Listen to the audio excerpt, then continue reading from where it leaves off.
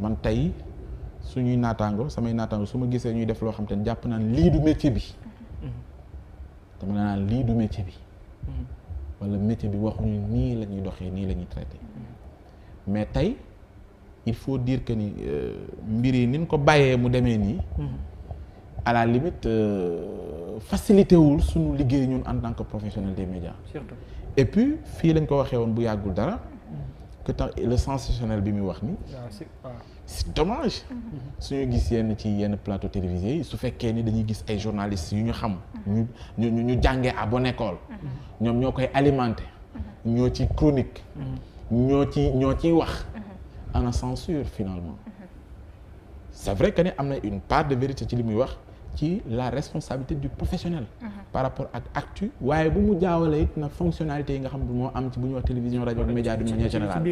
waaw am na partie bu ñuy informer am na divertissement am na leneen les nouveaux médias yi ñuy wax également bi ñu ci dugalee sans pourtant mu am régulation bi ñuy wax tey moo indi loolu yëpp moom ñu ñuy tudd nii dañuy def fait divers yooyu gisuma benn journaliste bu sérieux wala une télévision sérieuse boo xamante ne média bu responsable su dul ñenn ñi nga xamante ne à la limite yooyu la neex nangam et on les connaît moo tax il faut nga xam quand même faire la part des choses. est-ce que tey sénégalais Pa Ousmane tollootuñu fu ñu mën a xàmmee Diadia ak Dior parce que mbir mi dafa mélangé wu tellement ba nga xamante ni mënuñoo xàmmee tey jii ñi nga xamante ni ñoom ñoo tegu ci yoon bi charte éthique ak déontologie ak benn média boo xamante ni benn caméra la dafa jafe parce que xam nga askan bi du ñu am culture xam qui est journaliste qui ne l'est pas. te xamuñu man mii dañ lay jaawale sax des fois ak animateur. je n'ai rien contre les animateurs qui s'autoproclament journalistes. exactement et puis day jafe sax ci askan ñu mun laa wax mais pour man liy def différence bi mooy métier bi lim ñuy imposer ci bu ñu koy pratiquer. pour man loolu mooy différence bi par rapport aux autres. ba pare nekkul ni ñëpp ñu ngi def ñu ngi leen di bàyyi xel rek ñun war nañ ci dugg parce que am na ci journalistes yoo xam te ne ci piège boobu noonu lañ dugg parce que fële lañ ñuy gën a bàyyee xel xëy na fële lañ lay gën a joxe yeneen yi ñuy laaj ñu jàpp ne xëy na war nga mën a renverser sa mbubb wala souvent sax tu vois des journalistes yoo xam te ne bu ñu nekk ci plateau de télévision les vraies questions jafe nañ sax pour soulever ko wala bu ñu koy laaj anam bi ñu koy laajee tu as comme l'impression que vraiment ñeneen ñi ñoo toog à la place du vrai journaliste parce que y a un comportement qui sied à un bon journaliste y a également benn bienséance boo xam te ne bu ñu ko gisee war nañ ko gis ci moom ba pare un bon journaliste de polémique c'est-à-dire ki ngay interviewé li ngay xaar ci moom mooy ni mu ngi xam-xam boo amul léegi nag à travers tes questions tu l'amènes à ce que mu leeral say auditeurs say auditrices say téléspectateurs say téléspectatrices mais tey lu ñu gis mooy comme genre dañu nekk ci benn ring defante dóorante bu ñu génn ñu naan waaj a toj na ko jaar na fay pour man moo tax ma ne la fondamentalement ce qui importe peu même exactement malheureusement ñun ñii am nañ ci part de responsabilité de la nouvelle génération il faut ñu bàyyi ko xel souvent on nous caricature da ngay dégg sax benn journaliste buy woote woo ne moom mooy le golden boy pour ne pas tooñ sama mbokk mi ne yooyu yëpp wala souvent ñu nekk ci studio sacralité bi ñu war a jox studio yi nga gis leen ñu ngi ci yeneen yoo xamante ne loolu xaare woon ko journaliste pour man fondamentaux yi tamit am na ci solo taxawaay bi ak it journaliste bi ni ñuy def ba jox ko cër mu ngi dépendre ci moom ni mu jàppee métier bi ak ni mu jàppee boppam ak ni muy comporté woo moo tax mu ngi jàppee métier bi ak ni muy jàppee boppam pour man yooyu yëpp war nañ delluwaat xoolaat suñu bopp pour que gëdd bi nga xamante ne war nañ ko jox te jàpp naa ñu ci ëpp ci waa réew mi jox nañu ko mais tey am nañ ci bëri ñoo xamante ne bu nee journaliste ñu ngi lay yaakaaree koo xamante ni day wax lu dëgg wala xam bu mbir yi wala nangam pour man culture boobu ñu ci am tamit bon c'est une culture réductrice loolu mën nañ jàpp ni ñooñu xamuñu dëggantaan taxawaay bi nga xamante ne taskatu xibaar am na ko ngay gis ay taskatu xibaar yoo xamante ne à la limite c'est-à-dire xam mën nañoo xëy ba suba ba ngoon jot mënuñu laa wax lan moo xew ci réew mi bëri na fi ba pare bu ñu yemee ci réew mi fi lañ yem mënuñu laa wax lay xew ci bitim réew et puis pire dañuy gis ay journalistes yoo xam ne dañuy traité ay actualités yoo xam ne xamuñu ci dara surtout ba pare ñun dafa mel ne dañoo nekk ci benn dañoo mujj dugg ci piège boo xam ne dañu jàpp ne ñun ñoo xam lépp et puis di lëndëmal askan wi di lëndëmal askan ci voilà il est difficile nga gis journaliste bu ñu laaj ci dara mu am honnêteté lii xaw ma ci dara bàyyil ma dem gëstu ba amal effectivement et pourtant on doit avoir cette posture là parce que loolu non seulement dafay légitimer li ñuy def waaye le téléspectateur ak ki lay bàyyi xel dina xam ne kii kat du koo xam ne dafay jóg rek lu ko neex wax ko kon mun na egg ci moom lenn lu mu xamul mu dem wëri ko ngir ne bis bu ci waxaat xabaar ma lu ma xamutoon moo tax pour man yooyu travail la boo xamante ne au niveau des rédactions tey dafa tumuraanke amatuñ mag ñooñu nga xam ne dañ doon saytu gune yi bàyyi leen xel am fu ñu yegg ñun léegi temps bi dafa am ci yeneen dimension ñu yóbbu ci yeneen façon ñu yóbbu yoo xam te ne am na solo ci bu ñu mënee xool évolution bi téyewaale ko boole ko li mag ñu téyewoon mais malheureusement téyewuñ li mag ñi fi bàyyi te mu am solo ba pare ñun li ñuy yóotu nañ cay yeggee xaw nañoo jafe li ñu téyegum nii tamit xamuñ nan lañ koy def su ko defee mooy indi fourre-tout bi ku jóg rek naayoo fële comme ni ko sama grand bi defee nañu waa yenn la ak nangam alors que ci biir ñun am na ñu ci koy woote woote door nañu ko am na ñeneen ñoo xam yeneen genre yi ñu épousé yoo xam ça n'a rien à voir avec le métier pour parler journalistiquement parlant sans faire cette distinction moo tax ma ne la ku ci xamul duma ci werante ak yow. te Babacar waaye ku ci laajte mën nañu ci leeral am na ñu fi dalal du benn du ñaar ci ñi nga xamante ni dañuy woote woo activiste te ŋàññuñu liggéeyu tey journaliste yi. est-ce que tey jii li ñu gis lu bees mu di journaliste boo gis mu autoproclamé wu activiste ubbi sa média toog di nekk far carrément itam di ko wane di ko défendre est-ce que tey jii moom moo waral saa su ne benn activiste bu jógee fee itam ŋàññi li nga xamante ni ñoom ñoo di seen liggéey est-ce que du ñoo ko sal waaw mais depuis l'événement des je n'ai rien contre la consultance maanaam jël koo xamante ni xam-xam màcc na ci dara mu ñëw ci média yi war a mun a encadrer nga ñu mën ko encadrer am yeneen lu ñuy dool ci moom parce que taxaw ci télévision di wax dafa am lu mu laaj surtout loo xamante ni boo ko jàngul mënoo ko am donte mën nga am xam-xam regarder un peu tu vois des ministres yoo xam léegi lañ leen nommé wala ay directeurs généraux yoo xam te ne am nañu jafe-jafe boo dee interview léegi ngay gis ñuy lox di kii yooyu yëpp parce que am na ci travail bi mu war a nekk boo xam nekku ci pratique journalistique rek loolu la lay may léegi nag li nga wax nii c'est fondamental mooy da ngay gis koo xamante ne ñu baal ma ci wax ji mais làmmiñ bee rëy xam nga Sénégal fii moom sooy yuuxu rek dañu jàpp ne ci lañ lay déggee yàlla moo ci boole nag benn arrogance boole ci nag wax ju ñaaw indiscipline bu mag ñu ériger la en héros ba pare utal la fans club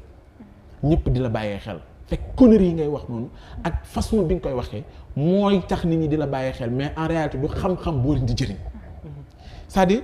li waa ji di wax ne dañu yegg ci Sénégal boo xam dafa mel ni dañu bëgg crétiniser nit ñi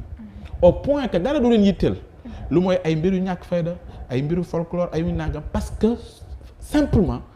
dañoo dem ba banaliser xam-xam banaliser borom xam-xam banaliser fondamentaux yi ngay wax nii te mu waroon nekk suñu règle d'or suñu métier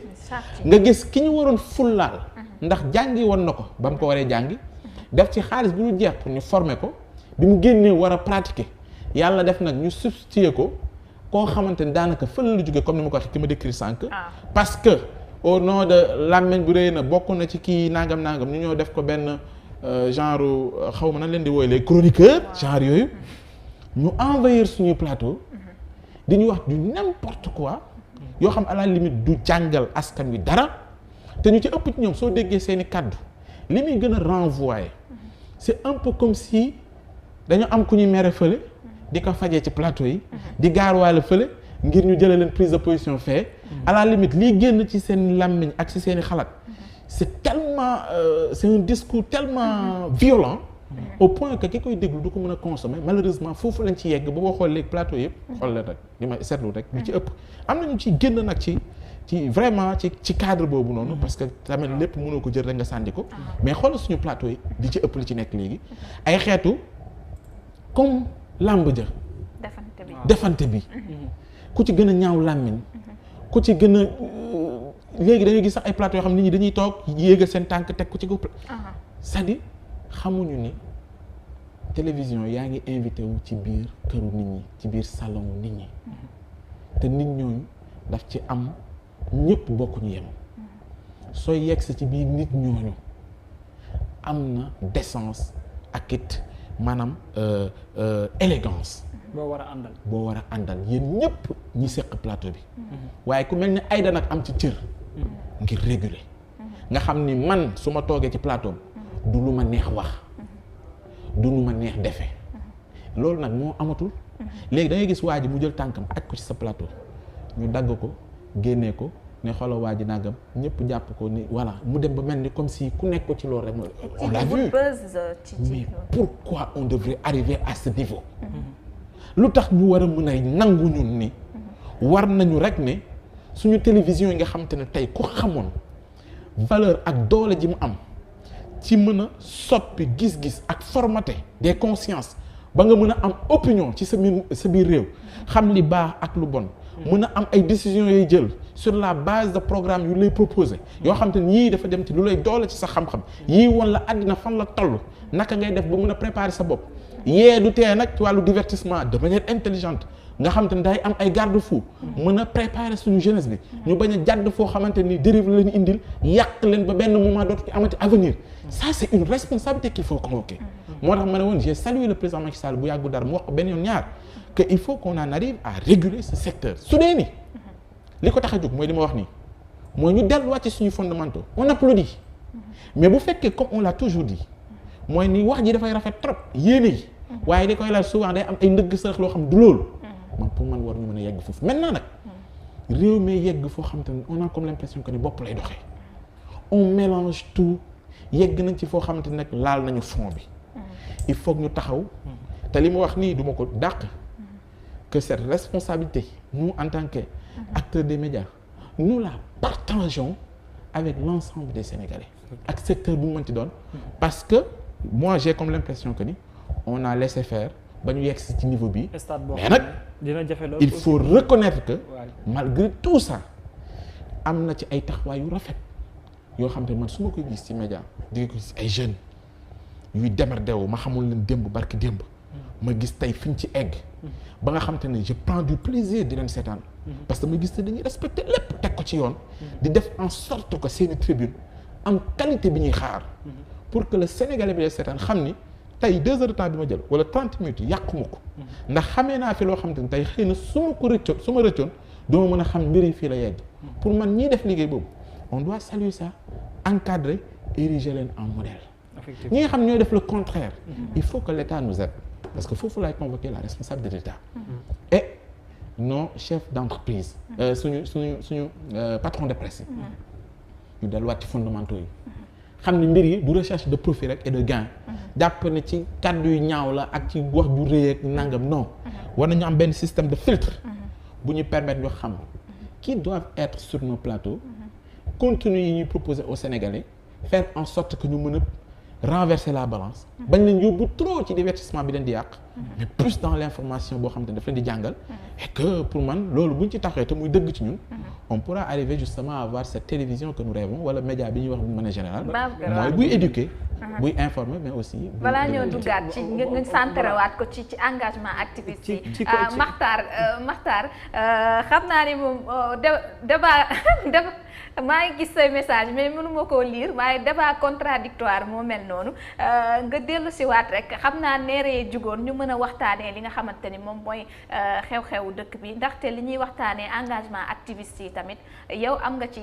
part ak position ak loo ci mën a indi ay leeral nga duggaat ñu mën a sekkaat waxtaan bi débat contradictoire rek moo mel noonu Babacar. voilà non xam naa ne sax dina dellu si waat moom c'est un gentleman. peut-être que neeree xaw a tàng mais vocal mënuma ko lire. peut-être xam naa neeree tàng rek mu xaw a kii loolu mais Pa Ousmane dafa am benn ponk boo xam ne aussi dafay am solo loolu ñu dellu si waat parce que ñu bëree bëri ci Sénégalais yi bari nañ ay critiques wala yenn questions yoo xam ne ñu ngi koy posé wu c'est-à-dire à l'endroit ci maanaam médium bi nga xamante ni moom moo génne wala moo diffusé vidéo boobu la ñuy gis nga xamante ni moo di Kilifeu tey jii nii en tant que journaliste ci posture boobu laa lay teg ils ont raison ou ils ont tort ci exploitation d'information bi ak ni ñu ko doxalee. Ça va être compliqué pour moi de juger est-ce qu'ils ont tort ou ils ont raison. Mais bu ñu convoqué fondamentaux yi ma doon wax sànq. En fait sur cette question dont on parle. C'est quoi la finalité? Est-ce qu'on a informé ou est-ce qu'on a cherché justement à dénoncer ou bien à semer des polémiques? Parce que vidéo rek lañu gis ñu balancer. On n'a pas vu de traitement man gisuma ko bu ngeen ko gisee wax ma traitement boo xamante ne mu ngi départ ci un journaliste comme Babacar qui a eu une information qui est allé à la source traité ko génnee ko ba mu joxee li gisuma ko man li ma gis mooy vidéo boo xamante ne bàyyeekoo na mun na bàyyeekoo ci ku ne ku ci jot jox la ko nga jàll la ko man loolu laa gis finalité bi lan la finalement parce que sur cette question comme je l'ai dit su fekkee réellement la volonté mooy ni une certaine pratique bu ñu gis ci réew mi boo xam ne àndut ak li nga xamante ne moom la suñuy charte réew ci xeex lépp loo xam ne dafa jëm ci mbirum mbuxum la teg lii day wane ne benn la ci pratique yi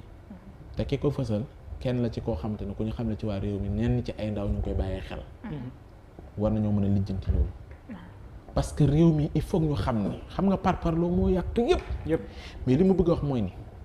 bu ñu yeggee ci réew moo xamante ne kilifa yi ko jiite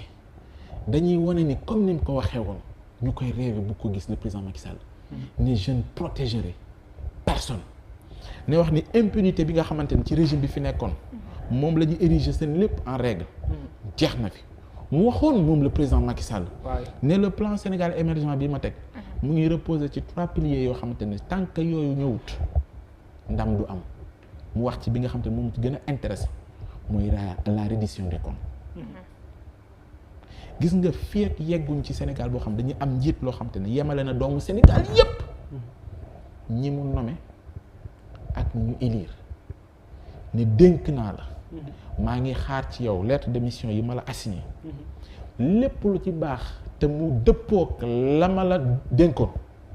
ay na yëwan réew mi ci njëriñ waaye bu dee safaan wax ñi nga xamante ne ñoo fi nekk ngir saytu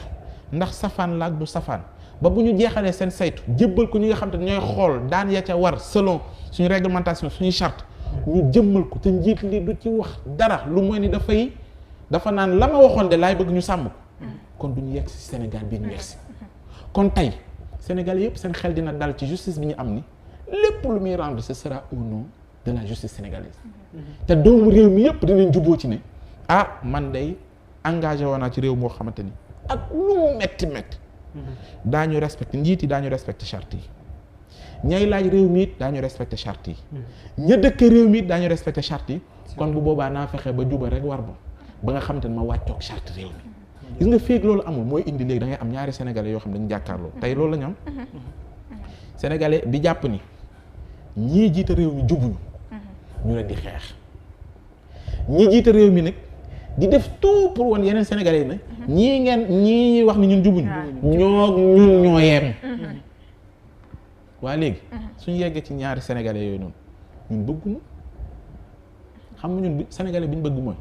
sénégalais boo xamante ne ci àqu lay tàllam lépp lu muy def ci seet yàlla même bu dee dëgg ju sax farut ak moom